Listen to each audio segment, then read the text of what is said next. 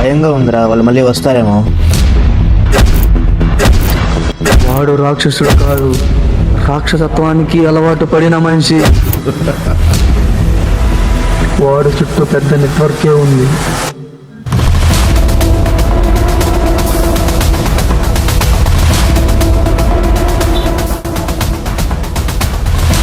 మన చోటుకి వచ్చి మనం ఏం చేస్తున్నాం, మన దందా ఏంది A to Z తెలుసుకుని పోతుంటే పట్టుకొని మనం చంపేస్తున్నావు. మాటిస్తున్నా, నిన్ను టచ్ చేయాలంటే నన్ను దాటి రావాలి.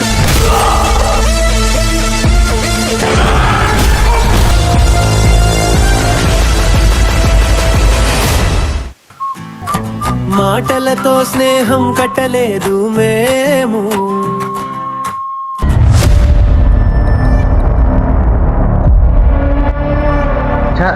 ఇదంతా ఆదిత్య గడి వల్లే.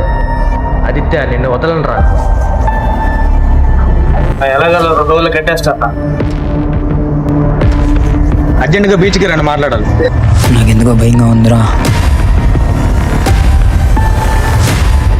డైరెక్ట్గా మనం ఏం చేయలేం. కొట్టాలంటే ఒక ప్లాన్ ఉండాలి. ముఖ్యంగా వాడు తరించకపోవద్దన్నా.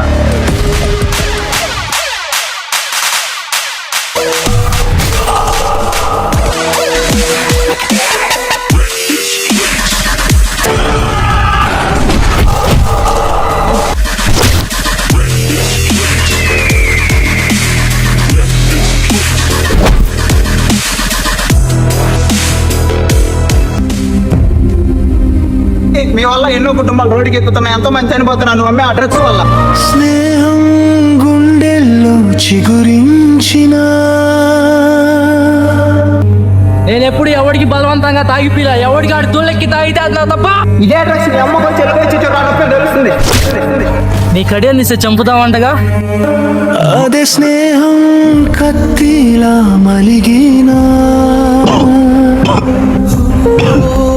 నా దందా జోలికి వస్తే ఇదే అవుతుంది. నిన్ను చంపి పడేయండి. ఏం మాట్లాడుతున్నారా? ఎందుకు చెప్పలేదు ఏంటి నాకు? గుండె కడలిలో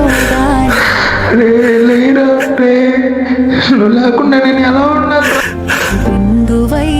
మనం ఏ పని చేసినా కర్మఫలం అనేది అలానే వెంటాడుతూ ఉంటుంది. నేను ఏ స్నేహం కోసమైతే ఈ కర్మను మొదలు పెట్టానో అదే స్నేహానికి ఏనుగు లాంటి బలం తోడే నన్నే బలి కొడతానంటే మన వాళ్ళని పోలీసులు పట్టుకున్నారు.